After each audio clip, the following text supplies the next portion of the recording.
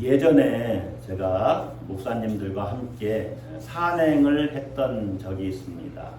그런데 제 걸음이 조금 빨랐나 보죠. 어느 나이가 지긋하신 목사님이 저한테 이렇게 말씀하시는 것입니다. 천천히 가. 빨리 갈 것 없어. 1등 한다고 상 받는 것 아니야.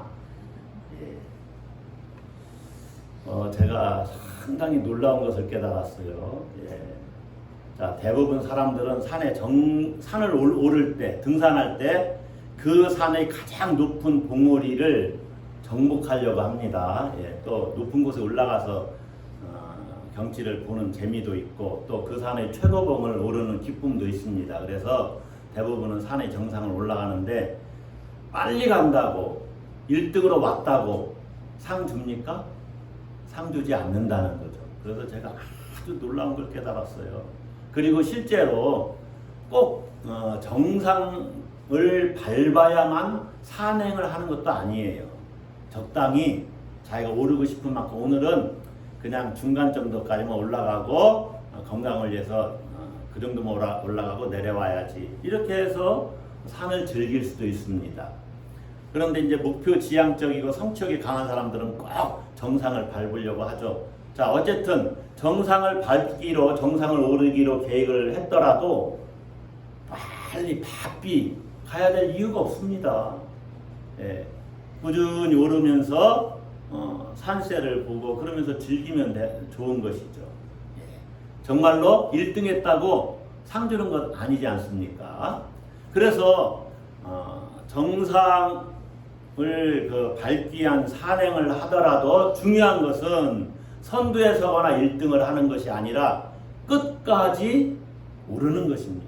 포기하지 않고 완주하는 것입니다. 저는 지리산도 가봤는데 예전에 지리산을 친구하고 둘이 같이 간 적이 있어요. 대전에서 밤차를 타고 이제 내려갔습니다. 그런데 너무 몸이 피곤해서 다음날 아침 일찍 오르기 시작했는데 정말로 못 올라가겠더라고요. 너무 몸이 힘들어가지고 둘 다 컨디션이 너무 안 좋아서 우리 내려가자. 그래서 포기한 적이 있어요. 그때는 이 도중에 포기했습니다. 나중에 나이를 먹어서 혼자가 아니죠. 여럿이 같이 가다가 등산은 저 혼자 했는데 그렇게 오른 적이 있어요. 산의 정상에 오르는 것은 끝까지 포기하지 않고 완주하는 것이 중요하다. 그런데요, 우리 믿음 생활이 그와 같다는 것이죠.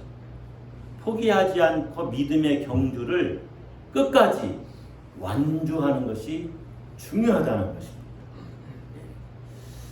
달리기 경주로 우리 믿음의 그 삶을 이렇게 비유하는데 1절에 보면 인내로서 우리 앞에 당한 경주를 해라.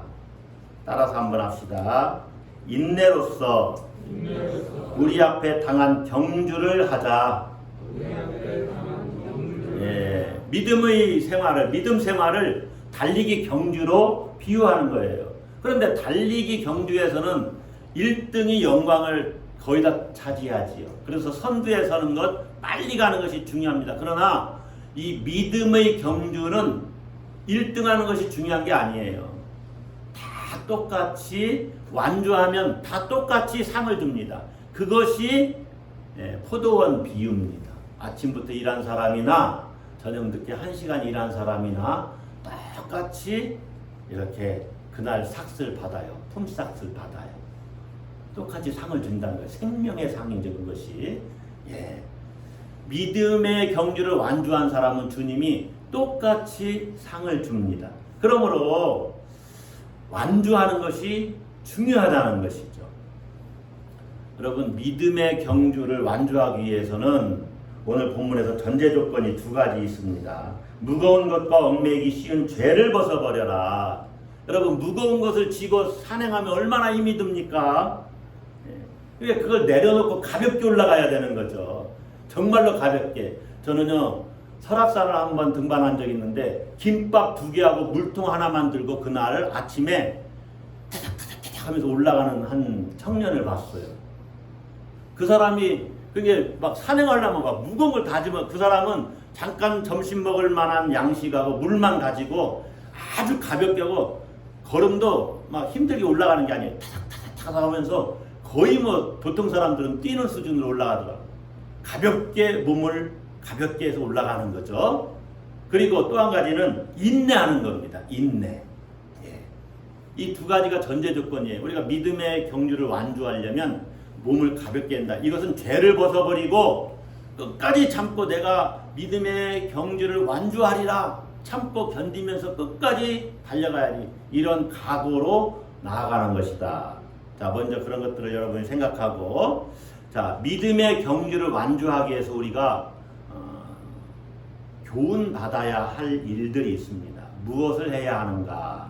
아까 그건 전제 조건으로 두 가지는 이렇게 내버려 두고, 오늘 우리가 한번 생각해 볼 것은 우리가 믿음의 경주를 완주하려면 무엇을 해야 할까 하는 것입니다. 자, 따라서 한번 합시다. 기억하고 바라보자. 자, 기억하는 건 뭘 기억하느냐? 두 가지입니다. 믿음의 선조들을 기억하는 것인데 믿음으로 성공한 사람들을 기억하는 거예요. 기억하고는 두 가지인데 믿음으로 성공한 사람들. 두 번째는 믿음으로 살았지만 실패한 사람들을 기억하는 겁니다. 그게 기억하는 거예요. 바라보자. 그것은 끝까지 예수 그리스도를 바라보자 하는 것입니다. 오늘은 이러한 내용으로 여러분과 본문 한번 깊이 말씀을 나눠보려고 합니다. 자, 믿음의 선조들을 기억하자고 그랬죠. 이 믿음의 선조들은 2절에 의하면 12장 2절에 의하면 아니죠. 1절이죠. 네, 1절입니다. 이러므로 우리가 구름같이 둘러싼, 따라서 합시다. 허다한 증인들이 있으니, 네, 허다한 증인들, 우리를 향해서 이 사람 예수 믿는 사람이라고 하고 우리를 막 응원해주는 증인들이 있다는 거예요. 여러분 마라톤 경기를 여러분 가끔 보시는지 모르겠어요. 가끔. 저는 마라톤 경기, 우리나라 유명한 선수가 마라톤 뛸 때 어쩔 때는 정말 1시간, 2시간 이게 봅니다. 그런데 처음과 끝이 달리는 게 거의 같아요. 왜 그걸 보고 있는지 모르겠어요. 그죠? 그런데도 봐요. 2시간 또 여러 번. 그런데 마라톤 경기를 보면은 해설하는 사람들이 30km 정도 달릴 때가 가장 힘들다고 그래요. 42.195km잖아요. 그런데 30km 한 4분의 3 정도 달릴 때가 가장 힘들대. 그때는 체력이 바닥이 난대. 그래서 다리도 무겁고 정신도 몽롱해지는 거죠. 그래서 그때부터는 정신력 싸움이라는 거예요. 포기하고 싶고 주저앉고 싶습니다. 그래서 너무너무 힘든데 그래도 끝까지 달려가리라 생각하고 달리는 거죠. 그때 달리는 사람들을 도로변에서 응원하는 사람들이 있죠. 그 무리 속에 자기를 응원하는 사람이 탁 보인 겁니다. 부모님이지요. 또 사랑하는 사람입니다. 달리는 사람이 철수라고 합시다. 철수야, 힘을 내. 끝까지 달려야 돼. 너는 할 수 있어. 용기를 내. 포기하지 마. 달려. 그 소리를 듣고 그래, 내가 끝까지 달려야지. 그래서 정말로 온 힘을 다해서 달려가는 겁니다.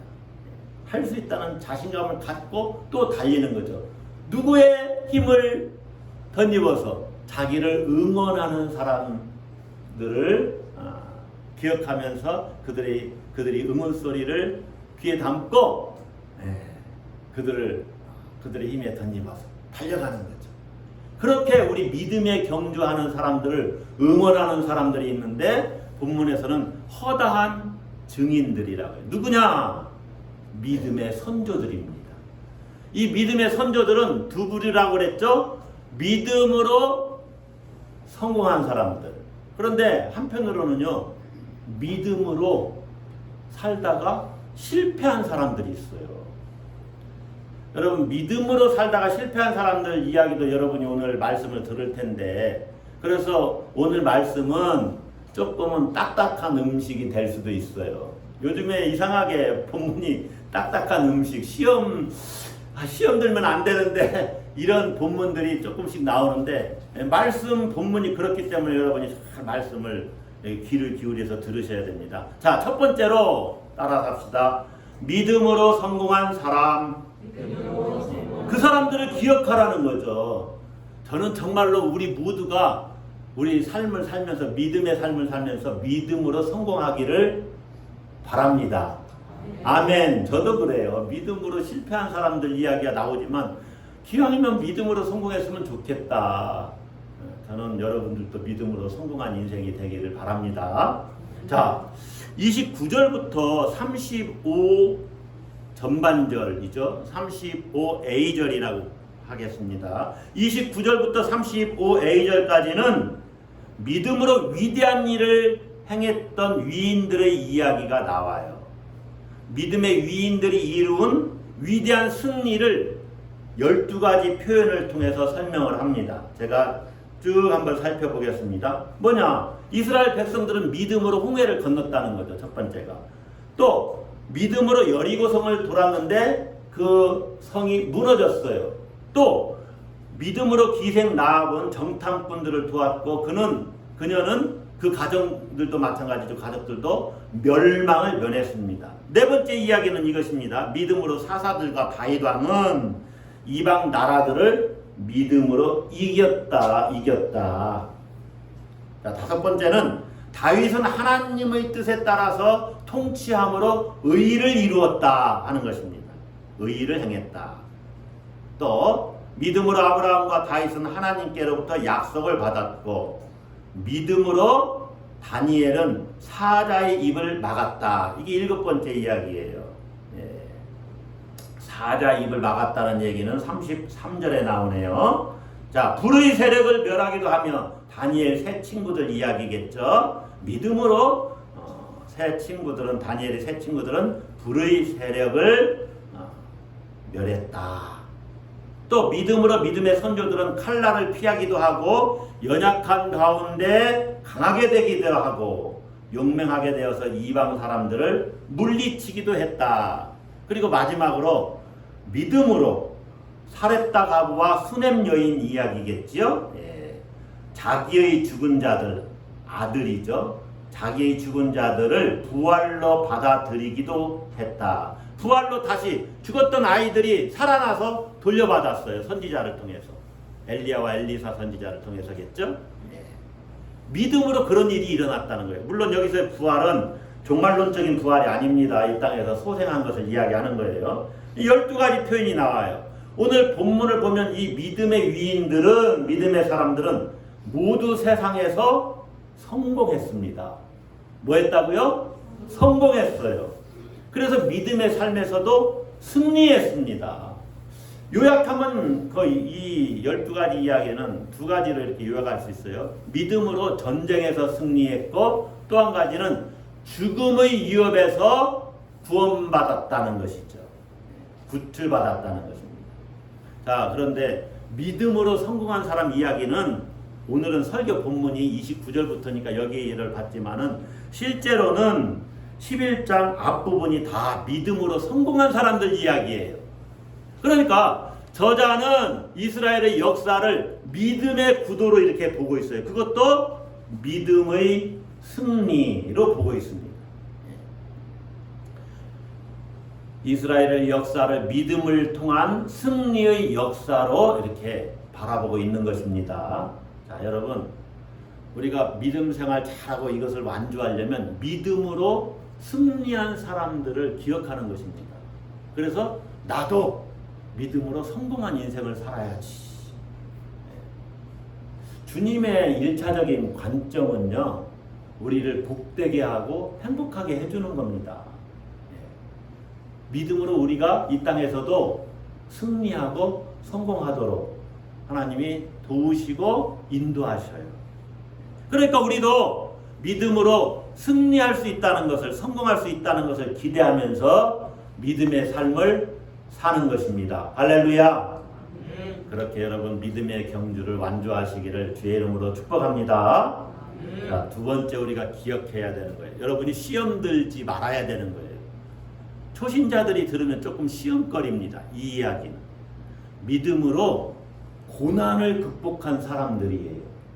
근데 이들은 믿음으로 살았지만 세상 인생에 있어서는 세상적으로는 실패했습니다. 안타깝지만 실패했어요. 자, 저자가 믿음으로 성공한 사람들 이야기를 쭉 하고서 갑자기 분위기를 확 바꿔버립니다. 완전히 이야기를. 고난을 받고 죽임을 당한 영웅들의 이야기를 해요. 그러니까 우리가 세상에서 믿음으로 살아갈 때 항상 위대한 승리만 하는 것이 아니라 때로는 고난도 받고 핍박도 받고 때로는 죽임을 당할 수도 있다는 것입니다. 그것을 저자는 지금 상기시키고 있어요. 실제로 저자가 이 히브리서를 쓰고 있는 역사적인 상황, 삶의 자리, 그리고 이 글을 읽고 있는 독자들의 삶의 자리는 믿음으로 고난받고 믿음으로 정말 살고 있지만 위기를 당하고 있는 그러한 신앙 공동체입니다. 죽임당하고 있는 신앙 공동체, 믿음 때문에 그들을 위로하고 있어요. 자, 한번 봅시다. 저자가 35B절부터 38절까지 실패와 고난의 역사를 아주 사실적으로 묘사하는데 어떤 사람들은 믿음으로 심한 고문을 받는다. 또 조롱당하고 채찍으로 얻어맞고 결박당하고 감옥에 갇혔다. 37절 한번 같이 읽어볼까요? 돌로 치는 것과 톱으로 켜는 것과 시험과 칼로 죽임을 당하고 양과 염소의 가죽을 입고 유리하여 궁핍과 환난과 학대를 받았으니. 자, 가로 뒤에 38절 뒷부분. 그들이 광야와 산과 동굴과 토굴에 유리하였느니라. 믿음으로 살고 살았지만은 세상에서는 실패한 사람들 이야기예요. 여러분, 예레미야 선지자 위대한 선지자잖아요. 눈물의 선지자로 이름 날려있죠. 이 사람 아주 위대한 선지자지만 족수에 묶여서 감옥에 갇히기도 하고 전승에 의하면 예레미야는 돌에 맞아 죽었다고 합니다. 그리고 우리가 잘 아는 이사야 선지자 칼로 목베임을 당했어요. 톱으로 목이 켜져서 죽었다고 해요.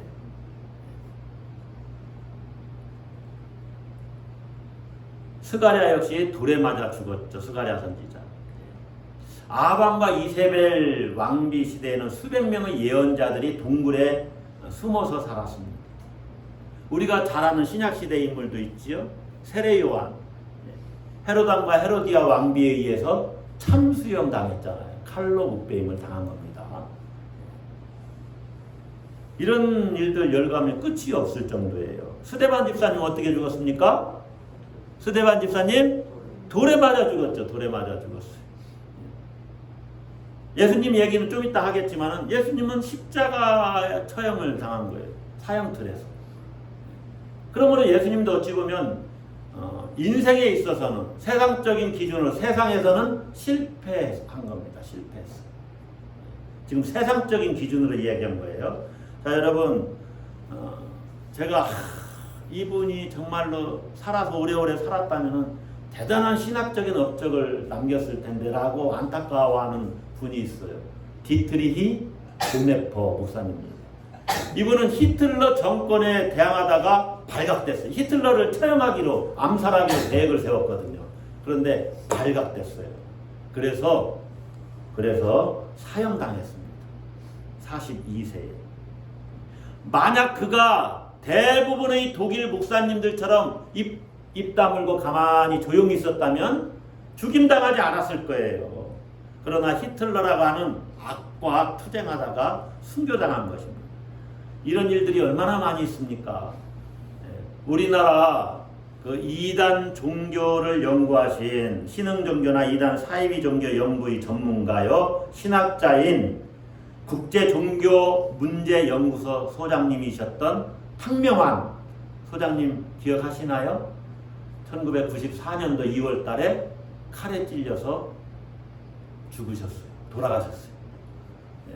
그 아들들이 이제 현대종교라고 하는 그 월간지죠. 네. 그 책을 계속 발행하는데 지금은 어떻게 하는지 제가 잘 찾아보질 않았는데, 예.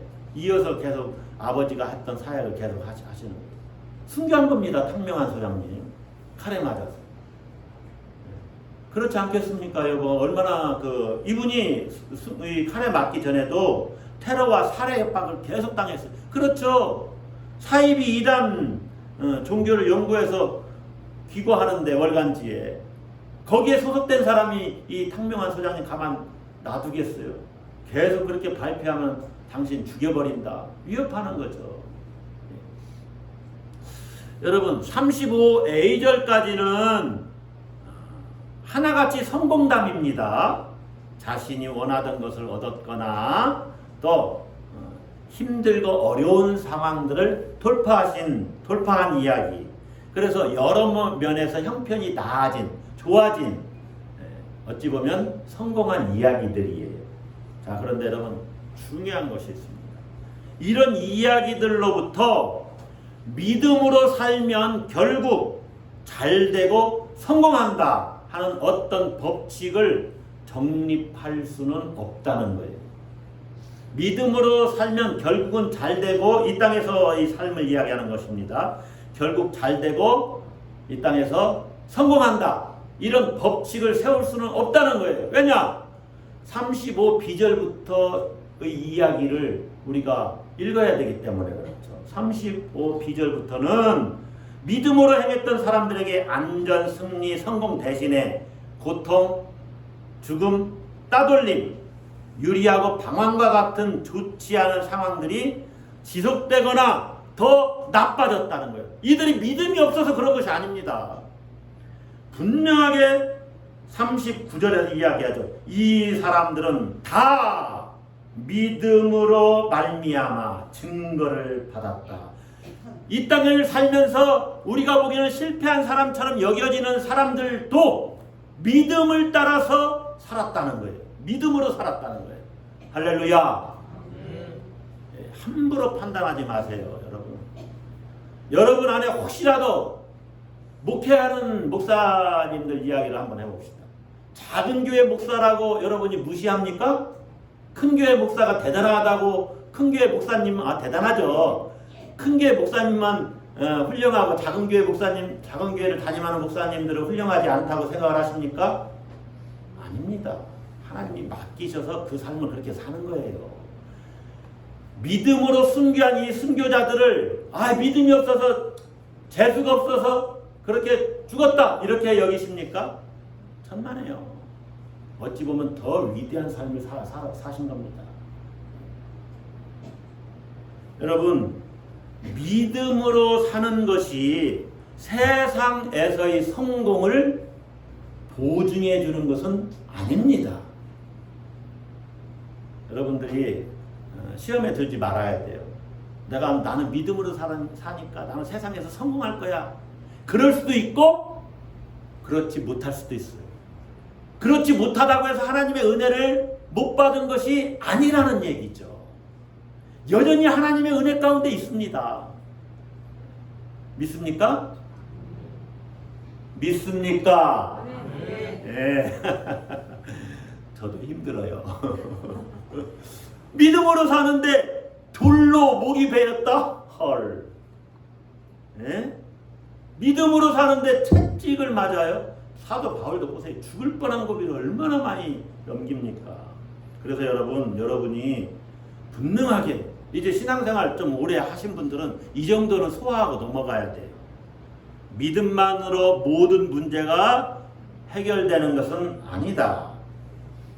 믿음이 있어도 이 세상에서는 실패할 수 있다. 실패할 수 있다. 믿음이 이 세상에서의 성공을 무조건 담보해 주지는 않는다는 것입니다. 여러분, 믿음이 있어도 이 세상에서 부귀 영화를 누리지 못할 수 있습니다. 여러분이 그걸 정말로 인정을 하세요.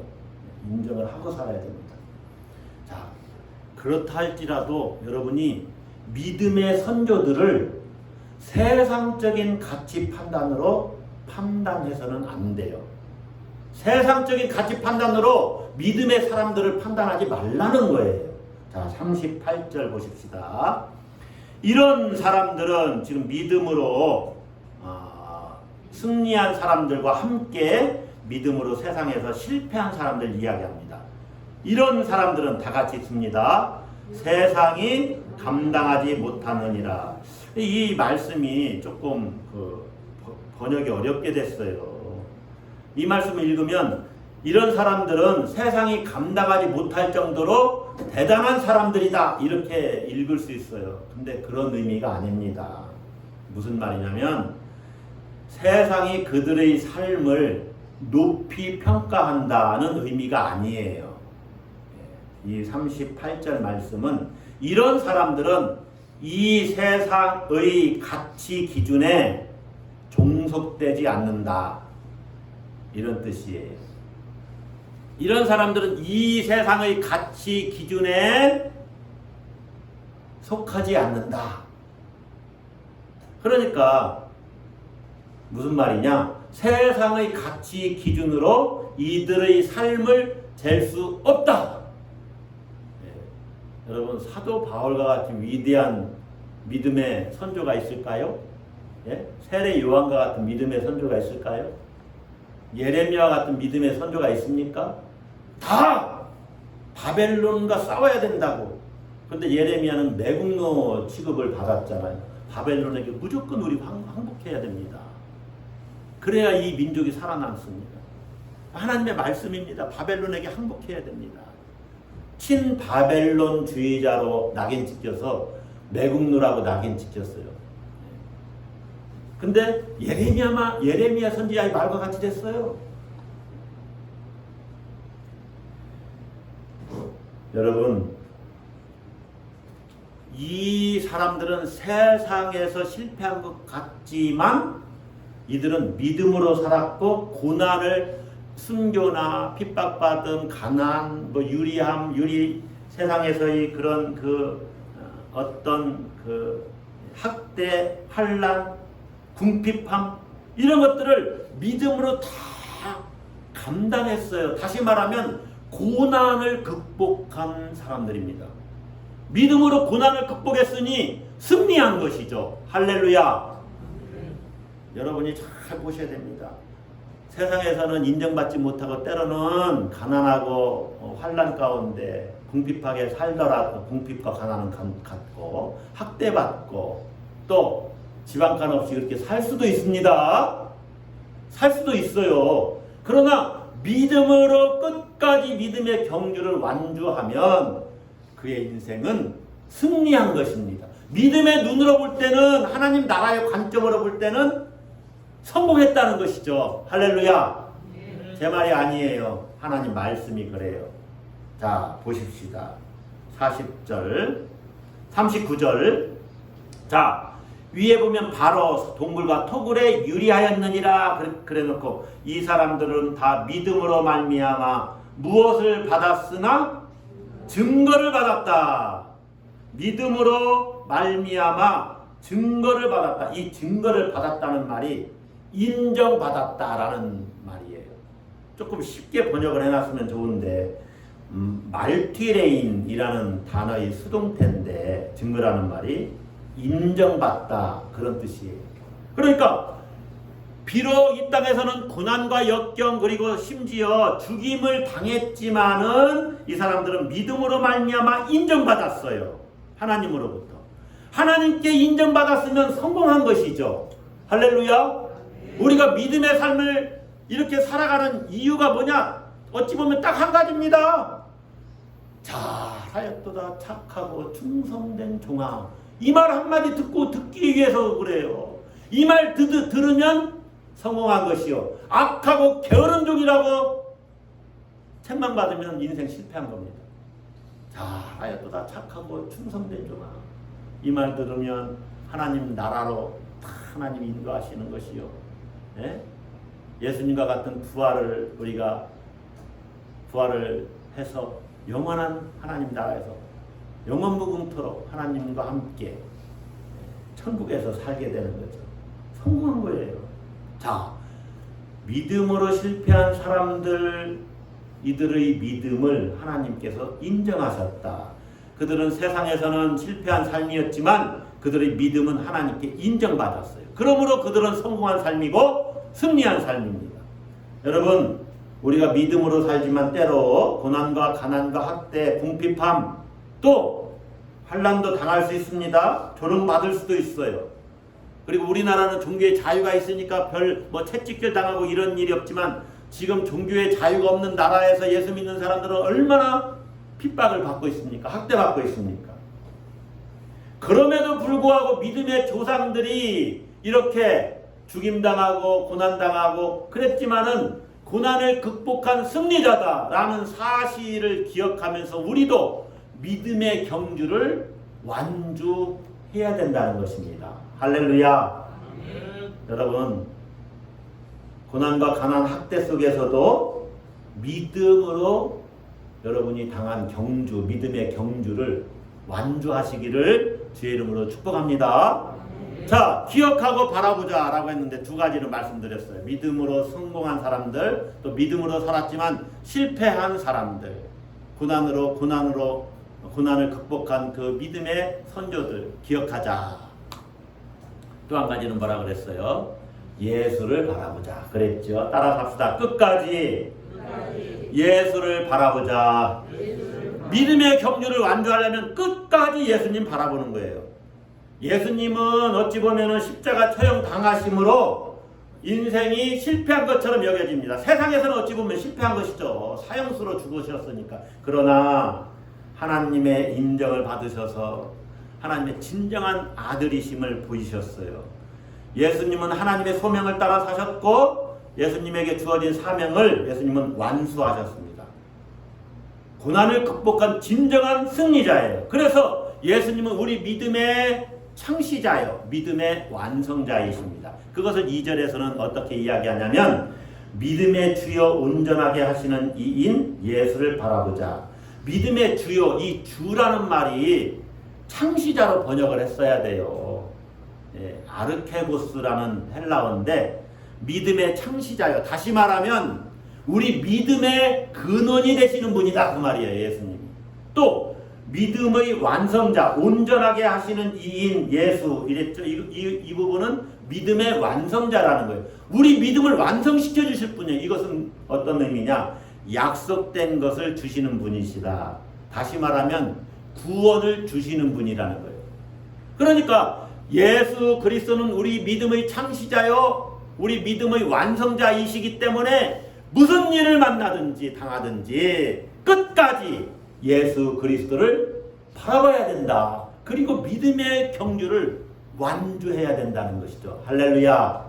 그 뒤에 있는 설명을 보세요. 예수님은 앞에 있는 기쁨을 보시고 참으셔서 십자가를 지셨다. 기쁨을 위하여, 그 앞에 있는 기쁨을 위하여 십자가를 참으사 부끄러움을 개의치 아니하시더니 예수님 믿음으로 승리했다는 거죠. 그래서 부활하셔서 승천하셔서 하나님 보좌 우편에 앉으셨다. 여러분, 믿음의 경주를 완주하기를 원하십니까? 끝까지 예수님 바라보시고 절대로 포기하지 마시기를 주의 이름으로 축복합니다. 자, 우리가 믿음의 경주를 완주해야만 하는 이유가 있습니다. 보십시다. 자, 40절 보세요. 이는 하나님이 우리를 위하여 더 좋은 것을 예비하셨은즉, 우리를 위하여 하나님이 예비하신 더 좋은 것을 받아야 하기 때문에 믿음의 경주를 완주해야 돼요. 자, 여러분, 믿음의 선조들이 하나님으로 말미암아 증거를 받았다고 그랬죠. 인정받았다고 그랬어요. 38절. 이 사람들은 다 믿음으로 말미암아 증거를 받았으나 약속된 것을 받지 못하였으니, 이 약속된 것이 뭐냐? 이는 하나님이 우리를 위하여 더 좋은 것을 예비하셨음즉, 더 좋은 것이에요. 우리를 위하여 예비하신 더 좋은 것이 이 믿음의 선조들에게 약속하신 거예요. 이게 뭐냐? 그리고 그들은 이 약속을 언제 받느냐? 이것은요, 더 좋은 것은 그리스도의 사역으로 인해 주어지는, 따라서 합니다, 종말론적인 구원, 마지막 우리에게 주시는 구원을 말하는 거예요. 이게 더 좋은 것이에요. 근데 믿음의 선조들은 그 약속을 아직 받지 못했다는 거예요. 그것을 받지 못했다는 거예요. 그런데 그들이 받지 못한 것이 우리를 위해서 예비한 더 좋은 것이라고 그러죠?